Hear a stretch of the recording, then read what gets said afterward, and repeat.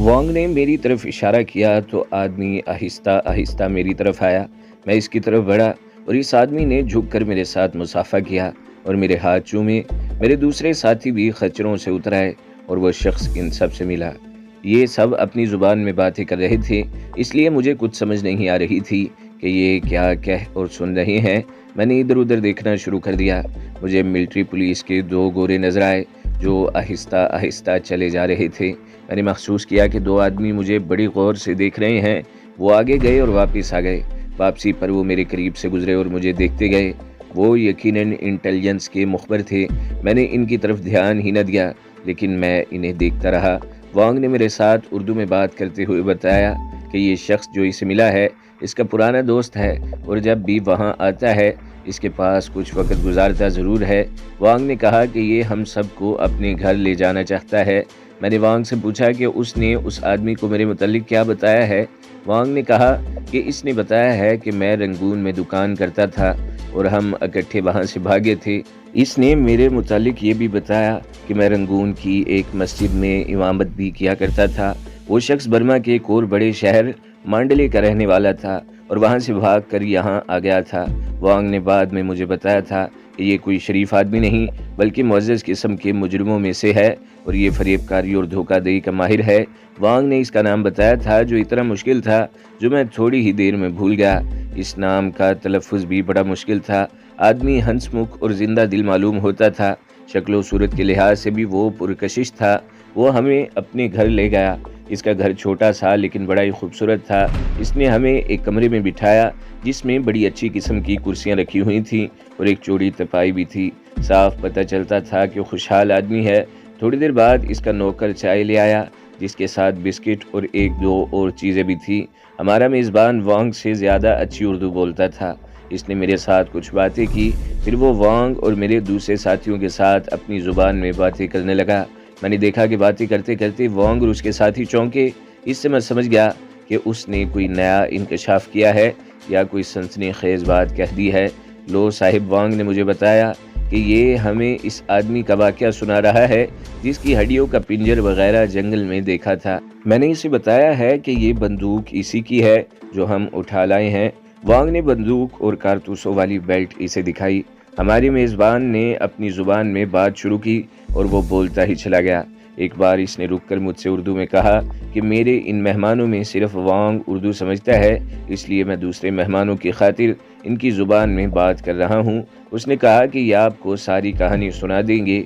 इसके बाद वो फिर अपनी ज़ुबान में सारी बात सुनाने लगा। मैं अपने साथियों के चेहरों को देखता रहा। उनके चेहरों पर तरह तरह के तासुरात आते और जाते थे। ये कोई बड़ी दिलचस्प कहानी मालूम होती थी। चाय चलती रही और कहानी भी चलती रही और ख़ासा वक्त गुजर गया। गालबन 1.5-2 घंटे गुजर गए थे। आखिर हम उठे और मेज़बान से हाथ मिलाकर आ गए। वांग मुझे सैर कराना चाहता था, लेकिन मैं वांग से वो कहानी सुनना चाहता था जो इसे मेज़बान ने सुनाई थी। मैं आपको ज़्यादा इंतज़ार में नहीं रखूँगा, बेहतर समझता हूँ आपको ये बात सुना दूँ। मैंने वांग से कहा कि मुझे वो पहले ये बात सुनाए, लेकिन वांग ने कहा कि इस शख्स की मौत का वाक़या इत्मीनान से सुनाने वाला है। जब वापस चलेंगे तो रास्ते में सुनाता जाऊँगा। वांग ने मुझे सारे कस्बे में घुमाया फिराया। इसका अच्छा खासा असर व रसूख बाज़ार में नज़र आया। अक्सर दुकानदार इसे आवाज़ देकर बड़े प्यार और मोहब्बत से या एहतराम से सलाम करते थे। मैं अपने मतलब की चीज़ें देखता फिर रहा था। एक दो फौजी नज़र आ रहे थे। मैं इन्हें गौर से देखता था। ये सब हिंदुस्तानी थे और गोरे फौजी जो नज़र आते थे वो ज़्यादातर मिलिट्री पुलिस के थे। चलते चलते वांग एक दुकान के सामने रुक गया। दुकानदार के साथ इसकी सलाम व दुआ थी और वो दुकानदार के पास चला गया। मैं ज़रा अलग खड़ा था। वही दो आदमी जो मैंने पहले बताया है मुझे गौर से देख रहे थे। मेरे पास आ गए और मुस्कुराकर सलाम किया और हाथ मिलाया। मैं समझ गया कि ये मेरा ताक़ुब करते रहे हैं। उन्होंने जब बात की तो मैंने जाना कि ये बंगाली है।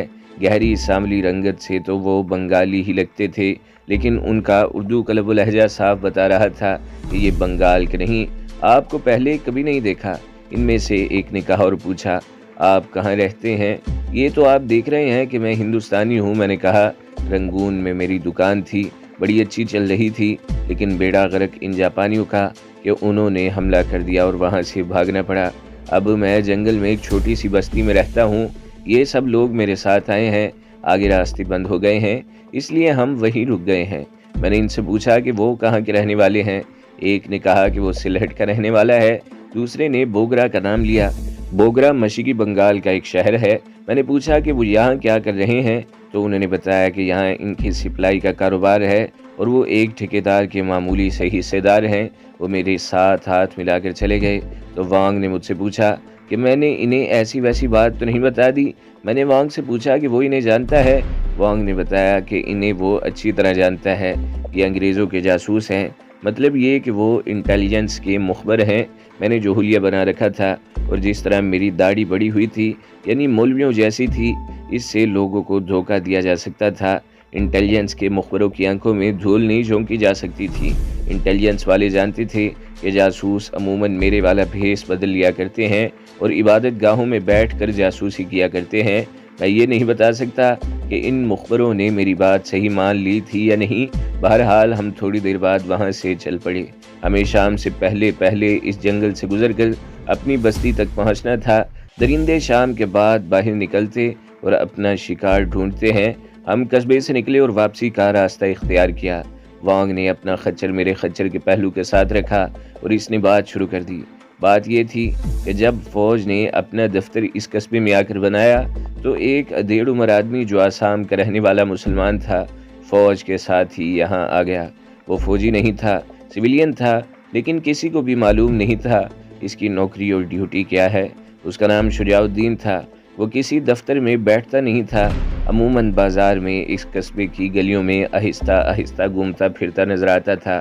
شکل و صورت سے بڑا ہی پروکار اور مسکراتا ہوا لگتا تھا۔ ہر کسی کے ساتھ سلام و دعا رکھتا اور رک کر خیر خیریت پوچھتا رہتا تھا۔ کبھی کبھی وہ یہاں سے غائب ہو جاتا اور کبھی 1 مہینہ اور کبھی 2 مہینے لگا کر واپس آتا تھا۔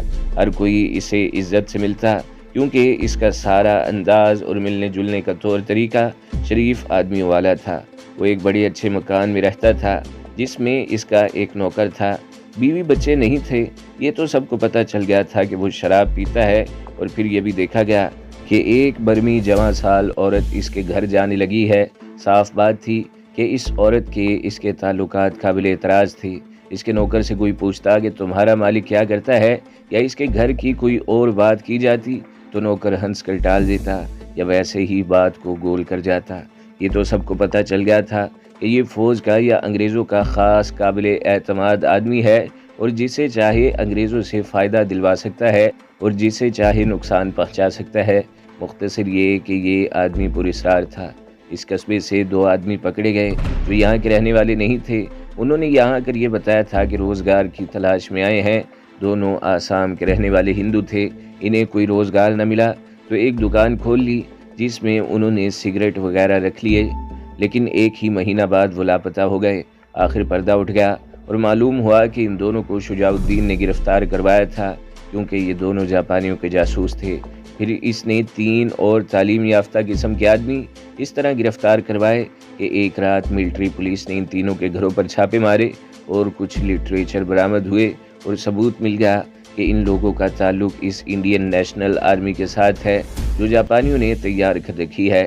یہ کارنامہ بھی شجاع الدین کا تھا۔ یہ بھی پتہ چلا کہ شجاع الدین نے اپنے مخبر تیار کر رکھے تھے۔ وہ جو کچھ عرصے کے لیے غائب ہو جاتا تھا وہ جاسوسی کے سلسلے میں جاتا تھا۔ اسے کئی بار فوجی گاڑی سے قصبے سے جاتے دیکھا گیا تھا۔ اس قصبے میں ایک خاندان تھا جس کا تعلق بدھ مذہب کے ساتھ تھا۔ ان کی 2 جوان لڑکیاں تھیں اور دونوں خاصی خوبصورت تھی۔ ایک رات فوج نے اس گھر پر بھی چھاپا مارا اور 2 جوان آدمیوں کو پکڑ کر لے گئے۔ پتہ چلا کہ یہ چھاپا بھی شجاع الدین نے مروایا تھا۔ اس خاندان کو سب لوگ جانتے تھے۔ بڑا ہی شریف اور عزت والا بلکہ عظمت والا گھرانہ تھا۔ کوئی سوچ بھی نہیں سکتا تھا کہ اس گھر میں جاسوس بھی پیدا ہو سکتے ہیں۔ لوگوں میں شجاع الدین کے خلاف چہمگوئیاں ہونے لگیں۔ 3-4 دنوں بعد اس خاندان کے یہ دونوں پکڑے ہوئے آدمی گھر آ گئے اور پھر دیکھا کہ اس خاندان کی بڑی لڑکی ایک انگریز میجر کے کوارٹر میں گئی۔ اس کے بعد یہ لڑکی اس میجر کے ساتھ گھومتی پھرتی نظر آنے لگی۔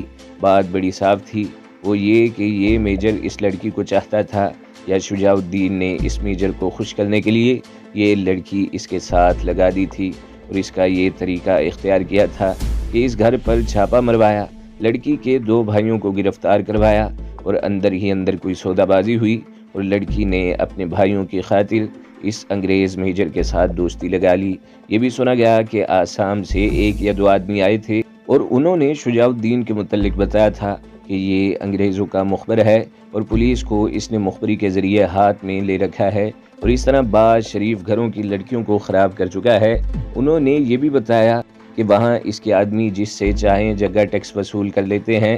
یہ اس شخص کی شہرت ہے، اس کے پاؤں اس قصبے میں جم گئے تو اس نے جگہ ٹیکس یہاں بھی لینا شروع کر دیا تھا، لیکن اتنا عام نہیں۔ کسی بڑے دکاندار کے ہاں جا دھمکتا اور اس سے کہتا کہ اتنے پیسے فوراً نکالو ورنہ فوج کو تم پر شبہ ہے کہ تم جاسوس ہو۔ اس قسم کی حرکتوں نے اسے سارے قصبے میں بدنام کر دیا۔ پہلے لوگ اسے احترام سے سلام کرتے تھے، لیکن اب اس کے ساتھ کوئی بات بھی نہیں کرتا تھا۔ لیکن اس شخص کو اس کی کوئی پرواہ نہیں تھی۔ اس کے پاس انگریزوں کی اتھارٹی تھی اور انگریزوں کا روب استعمال کرتا تھا۔ اسی قصبے میں ایک مسلمان گھرانہ بھی رہتا تھا۔ مسلمانوں کے چند اور گھر بھی تھے۔ اس مسلمان گھرانے میں ایک بڑی ہی خوبصورت لڑکی تھی۔ وہ بغیر پردے کے باہر نکلا کرتی تھی۔ شجاع الدین کی نظر اس پر پڑ گئی۔ وہ اس لڑکی کو پھانسنے کی کوشش کرنے لگا۔ اس نے لڑکی کے باپ کے ساتھ میل جول شروع کر دیا اور اس کے گھر بھی جانے لگا۔ یہ بھی دیکھا گیا کہ ایک بار وہ چاولوں کی بوری اٹھا کر اس مسلمان کے گھر گیا تھا۔ اس سے لوگوں نے یہ رائے قائم کی کہ یہ لڑکی کی خاطر اس گھر کو فوج کا راشن مفت سپلائی کر رہا ہے۔ لڑکی کا باپ عزت و شرافت والا تھا اور اس گھرانے کا شمار شریف گھرانوں میں ہوتا تھا۔ وہ نمازی اور پرہیزگار آدمی تھا۔ ایک روز اس نے اپنے پڑوسیوں کو بتایا کہ شجاع الدین اسے دھمکیاں دیتا ہے کہ اپنی بیٹی کو میرے گھر بھیجا کر ورنہ تمہیں گرفتار کرا دوں گا۔ یہ بات آہستہ آہستہ قصبے میں پھیل گئی۔ چونکہ وہ بڑا ہی معزز اور شریف گھرانہ تھا، اس لیے 2-3 معزز اور بزرگ آدمی شجاع الدین کے ہاں گئے اور اسے بتایا کہ وہ کم از کم اس گھرانے کو پلید نہ کرے۔ شجاع الدین نے یہ بات بنا لی کہ یہ شخص اسے بلا وجہ بدنام کر رہا ہے۔ اس نے لڑکی کے باپ کے خلاف ایسے الزامات سنائے کہ سننے والوں نے کانوں میں ہاتھ رکھ لیے اور وہاں سے واپس آ گئے۔ انہوں نے ایک بھی الزام سچا نہیں سمجھا تھا، البتہ وہ یہ سمجھ گئے تھے کہ شجاع الدین میں انسانی جذبات ہیں ہی نہیں اور وہ اندر باہر سے شیطان ہے۔ لوگوں نے یہ بھی سوچنا شروع کر دیا کہ اس شخص کو کس طرح انسان بنایا جائے اور اگر یہ انسانیت کو قبول نہیں کرتا تو اس کا کچھ نہ کچھ بندوبست ضرور کیا جائے۔ لیکن فوج کے انگریز افسر اسے اتنا اچھا سمجھتے تھے کہ سب نے کہا کہ اس کے خلاف کوئی شکایت اس کے افسر نہیں مانیں گے۔ ایک روز لڑکی کے باپ نے روتے ہوئے اپنی جان پہچان کے چند ایک آدمیوں سے کہا کہ رات شجاع الدین اس کے گھر آیا تھا اور یہ کہہ کر چلا گیا ہے کہ 1 ہفتے کے اندر اس نے اپنی بیٹی کا نکاح شجاع الدین کے ساتھ نہ کیا تو وہ پورے خاندان کے آدمیوں اور عورتوں کو جاسوسی کے الزام میں گرفتار کروا دے گا اور کبھی بھی اس جال سے نکلنے نہیں دے گا۔ لوگوں نے یہ بات سنی تو وہ سوچنے لگے کہ درخواست لکھ کر انگریز افسروں کو دی جائے یا کیا کیا جائے۔ لڑکی کا باپ تو بیچارہ رو رو کر آدھا رہ گیا تھا۔ شجاع الدین کا ایک مشغلہ شکار تھا۔ اس کے پاس 2 نالی بندوق تھی۔ وہ گھوڑے پر شکار کھیلنے جایا کرتا تھا، لیکن کبھی کبھی، ایسا نہیں کہ ہر روز یا ہر ہفتے جایا کرتا تھا۔ ایک بار وہ ہرن مار کر لایا تھا اور ایک بار وہ موٹا تازہ خنزیر مار لایا تھا۔ اگر اسے بڑا شکار نہیں ملتا تو وہ پرندے مار لاتا تھا۔ جس روز ہم اس قصبے میں گئے تھے اس سے 5-6 روز پہلے شجاع الدین شکار پر نکلا تھا۔ وہ گھوڑے پر سوار تھا اور اس کے ساتھ اپنا ایک آدمی تھا جو اس کے لیے مخبری کیا کرتا تھا۔ وہ بھی اچھا خاصا بدماش آدمی تھا۔ وہ شجاع الدین کے ساتھ پیدل جا رہا تھا۔ وہ دونوں صبح کے وقت نکلے تھے۔ 12 بجے کے بعد شجاع الدین کا یہ آدمی سرپٹ گھوڑا دوڑاتا قصبے میں واپس آیا۔ بہت ہی سخت گھبرایا ہوا تھا۔ خوف اس کے چہرے پر جیسے لکھا ہوا تھا۔ اس نے بازار میں آ کر گھوڑا روکا اور پہلے 1-2 آدمی اس کے پاس رکے، پھر ہجوم اس کے ارد گرد اکٹھا ہو گیا۔ اس نے ہانپتی کانپتی سانسوں سے خوفزدہ آواز میں لوگوں کو سنایا کہ وہ قصبے سے نکلے تو شجاع الدین نے اسے کہا کہ آج میں بڑا شکار کھیلوں گا۔ وہ کہتا تھا کہ آج شیر سامنے آ جائے تو مزہ ہی آ جائے۔ وہ چلتے چلے گئے اور 4-5 میل دور جنگل میں جا پہنچے۔ ایک جگہ شجاع الدین نے گھوڑا روکا اور اتر آیا۔ اس نے گھوڑا اپنے آدمی کے حوالے کر دیا اور خود دونوں پیدل چلنے لگے۔ کچھ اور آگے گئے تو شجاع الدین نے اپنے اس آدمی سے کہا کہ تم گھوڑے کو پکڑے رکھو اور یہیں ٹھہرو۔ شجاع الدین نے بندوق کی دونوں نالیوں میں کارتوس پہلے ہی ڈال لیے تھے۔ وہ آگے چلتا چلا گیا اور اپنے آدمی سے 20-25 قدم دور تک جا پہنچا۔ کسی جانور کے تیز دوڑنے کی آہٹیں سنائی دیں۔ شجاع الدین رک گیا۔ اس نے بندوق دونوں ہاتھوں میں لے لی تھی۔ اچانک ٹیکری کے پیچھے سے خنزیر سرپٹ دوڑتا نکلا۔ وہ شجاع الدین کی طرف آ رہا تھا۔ شجاع الدین نے بندوق کاندھے سے لگائی اور دونوں کارتوس یک کے بعد دیگرے فائر کر دیے۔ اس کا نشانہ خطا نہ گیا اور خنزیر سیدھا دوڑتے دوڑتے ایک طرف کو مڑا، پھر ایک جگہ رک کر چکر کھانے لگا اور اتنی دیر میں 4 یا 5 بھیڑیے بڑی تیزی سے دوڑتے پہنچ گئے۔ یہ بھیڑیے نہ جانے کہاں سے اور کتنی دور سے اس خنزیر کے تعاقب میں آ رہے تھے۔ شجاع الدین نے غالباً یہ سوچا ہوگا کہ وہ دوسرے کارتوس ڈال کر فائر کرے گا تو بھیڑیے بھاگ جائیں گے۔ دراصل اللہ تبارک و تعالیٰ نے اس کی موت کا سبب بنا دیا تھا، جو یہ تھا کہ اس کی عقل پر پردہ پڑ گیا تھا۔ وہ بڑے شکار کا شوقین تو تھا، لیکن اسے معلوم نہیں تھا کہ درندے اپنا شکار نہیں چھوڑا کرتے۔ بھیڑیے تو کسی صورت قبول نہیں کرتے کہ کوئی ان کا شکار اٹھا کر لے جائے۔ خنزیر ابھی گرا نہیں تھا اور شجاع الدین ابھی بندوق سے فائر کیے ہوئے کارتوس نکال بھی نہیں پایا تھا۔ خنزیر چکر کھاتے کھاتے شجاع الدین کے قدموں کے قریب آ کر گرا اور تڑپنے لگا۔ اس کے سارے جسم پر خون ہی خون تھا۔ بھیڑیے بھی وہاں پہنچ گئے۔ شجاع الدین بندوق کی نالیاں کھول ہی نہ سکا، وہ بہت جلدی میں تھا، اس لیے گھبراہٹ میں اس سے نالیاں نہ کھلیں۔ بھیڑیوں نے خنزیر پر حملہ کر دیا۔ شجاع الدین کو اپنی جان کے لالے پڑ گئے۔ اس نے بندوق کی نالیاں پکڑ کر بندوق گھمائی، بٹ ایک بھیڑیے کو لگا۔ وہ بھیڑیا چیختا ہوا پرے چلا گیا اور بڑے غصے سے گراتے ہوئے شجاع الدین کی طرف آیا۔ شجاع الدین کا خیال تھا کہ وہ بھیڑیوں کو بھگا دے گا۔ اس کی بندوق کو دیکھ کر بھیڑیے ذرا سے پیچھے ہٹے اور ایک چکر میں گھومنے لگے۔ ایک بھیڑیا اس کے پیچھے چلا گیا اور وہاں سے بھیڑیے نے جست لگائی تو شجاع الدین کے کاندھوں پر جا پہنچا اور پنجے گاڑ دیے اور اس کی گردن پیچھے سے منہ میں لے لی۔ اپنے ساتھی کو دیکھ کر 2 اور بھیڑیے شجاع الدین پر حملہ آور ہو گئے۔ وہ جان گئے تھے کہ خنزیر ان کا شکار تھا، لیکن شجاع الدین اس پر قبضہ کرنا چاہتا تھا۔ شجاع الدین خنزیر کو اپنا شکار سمجھ رہا تھا، لیکن وہ شاید یہ بھول گیا تھا کہ درندے اپنا فیصلہ خود کیا کرتے ہیں اور وہ دوسری پارٹی کا موقف نہیں سنا کرتے۔ شجاع الدین کے ساتھی نے دیکھا کہ سارے بھیڑیے شجاع الدین پر ٹوٹ پڑے اور اسے گرا لیا۔ شجاع الدین کا ساتھی جو 20-25 قدم پیچھے تھا، وہ بڑی تیزی سے گھوڑے پر سوار ہوا اور ایڑ لگا دی۔ گھوڑا ہوا ہو گیا اور قصبے میں جا کر دم لیا۔ لوگوں نے یہ بات سنی تو کسی ایک نے بھی نہیں کہا کہ بہت افسوس ہے کہ شجاع الدین مارا گیا۔ اگر کسی نے بلند آواز میں نہ کہا تو اپنے پاس کھڑے آدمی کے کان میں یہ سرگوشی ضرور کی کہ چلو یہ شیطان تو ختم ہوا۔ وانگ کو اس کے جس دوست نے میری موجودگی میں یہ کہانی سنائی تھی، اس نے وانگ کو بتایا کہ اس مسلمان لڑکی کے باپ کو بعض لوگوں نے کہا کہ اللہ کا شکر ادا کرو کہ وہ خبیث مارا گیا ہے اور تمہاری بیٹی کی عزت بچ گئی ہے۔ میرے منہ سے ایسی بد دعا تو نہیں نکلی تھی۔ لڑکی کے باپ نے آہ لے کر کہا، میں نے یہ ضرور کیا تھا کہ گزشتہ رات عشاء کی نماز کے بعد نفل پڑھنے شروع کر دیے تھے تو پڑھتا ہی چلا گیا، حتیٰ کہ میں تھک کر چور ہو گیا۔ پھر میں نے ہاتھ پھیلا کر اللہ سے التجا کی کہ یا اللہ، میری معصوم بیٹی کو محفوظ رکھنے والا تو ہی ہے۔ اس کے بعد میری زبان سے کوئی لفظ نہ نکلا، کیونکہ میں اتنا رویا کہ اپنے آپ پر قابو نہ رہا۔ اب میں اللہ کی عظمت کو بصر و چشم سلام کرتا ہوں کہ اس کی ذات باری نے میرے خاندان کی اور میری بیٹی کی عزت بچا لی ہے، اور کوئی نہ ہو تو اللہ ہی تو ہے۔ امید تھی کہ جس طرح شجاع الدین نے فوج کی خدمت کی تھی، فوجی افسر کسی کو بھیجیں گے کہ جا کر دیکھو اگر شجاع الدین کی لاش پڑی ہے تو اٹھا کر لے آؤ۔ فوج کی طرف سے ایسی کوئی کارروائی نہیں ہوئی۔ 2 آدمی جو شجاع الدین کے اپنے ہی مخبر تھے گئے تھے، لیکن دور ہی سے واپس آ گئے۔ انہوں نے شجاع الدین کی ہڈیاں دیکھی، بندوق بھی دیکھی اور دور ہی سے دیکھ کر واپس آ گئے۔ یہی کچھ ہم نے دیکھا تھا اور بندوق وانگ نے لے لی تھی۔ وہ بندوق بستی میں لے آیا تھا اور اس کے کارتوس بھی وانگ نے اپنے پاس رکھ لیے تھے۔ میں اس واقعے پر کوئی تبصرہ نہیں کروں گا، اس پر تبصرہ قرآن مجید میں موجود ہے۔ میں اس بڑھاپے میں ایک روز تلاوت قرآن پاک کر رہا تھا تو میری نظر پارہ نمبر 28 کی ایک آیت پر پڑی۔ اللہ تعالیٰ اس آیت میں فرماتے ہیں، انہوں نے اپنے کیے کا مزہ چکھ لیا اور ان کا انجام نقصان والا ہی ہونا تھا۔ تو دوستو، اگلی قسط سننے کے لیے ہمارے چینل کو ضرور سبسکرائب کریں، ویڈیو کو لائک کریں اور بیل کے آئیکن پر بھی کلک کر دیں تاکہ ہر جو آنے والی ویڈیوز ہیں وہ آپ کو سب سے پہلے ملتی رہیں۔